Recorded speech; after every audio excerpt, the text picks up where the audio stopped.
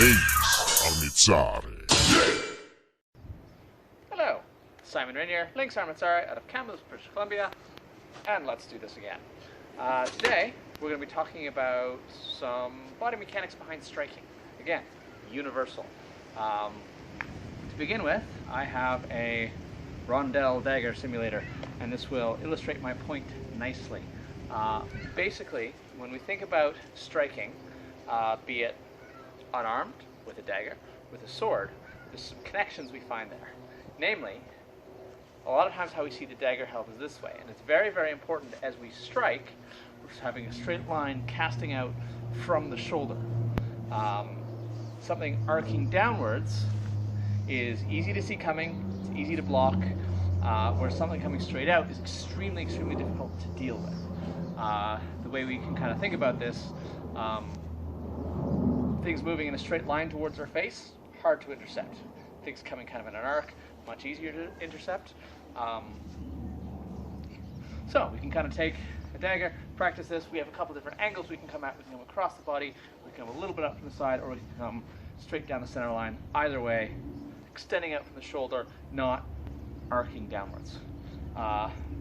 Never seen it happen, but I imagine if you miss your target too much arcing downwards, it could go right back into you.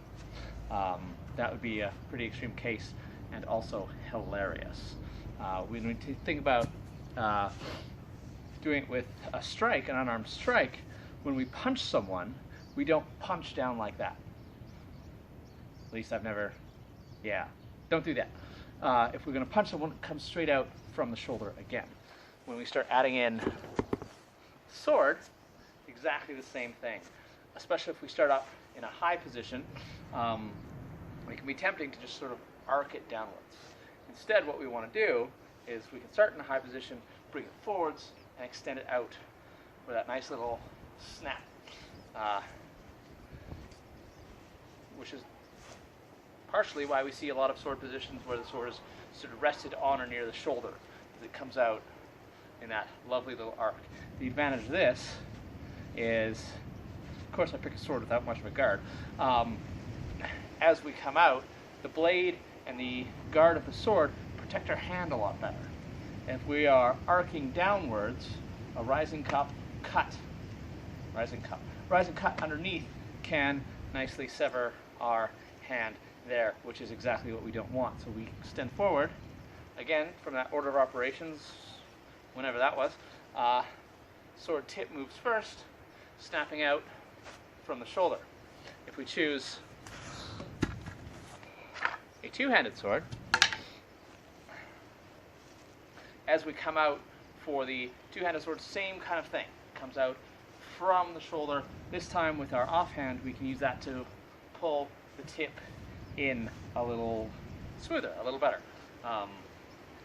Cutting out right from the shoulder, not slicing down necessarily like that. Even if we have the sword raised up in front of us, bring it down and extend it forward will provide more cover to your hands. If you were to have, say, a basket hilt or some sort of heavy gauntlet, that would be less important. Having said that, I find the mechanics of cutting to be much better as well. If you have the opportunity to try cutting, set up a couple of targets. First one, smash! Second one, cast. The cast one will work better. With the added advantage of it's a lot easier to stop it exactly where you want to stop it. I can cut out from the shoulder, castings directly straight out, and stop it basically wherever I want. In the target, past the target, just before the target. Whereas if I'm making a big slicing down motion, I'm fighting momentum instead of using momentum. Here, at the natural conclusion, just by where I angle my arm, is where I can stop the cut. With an arc, I have to apply a lot of strain to my body, and I never like doing that. Sword fighting, smooth casting, smooth motions, always, always. Never harsh, choppy things. You should never have to directly abort an action. Cool? Cool. Today's practice, experiment with the sword, one-handed, two-handed, doesn't matter. Try casting out from the shoulder. Try mixing it up, raising the sword up, casting out, bringing it behind, casting out. See you, I don't know, maybe tomorrow.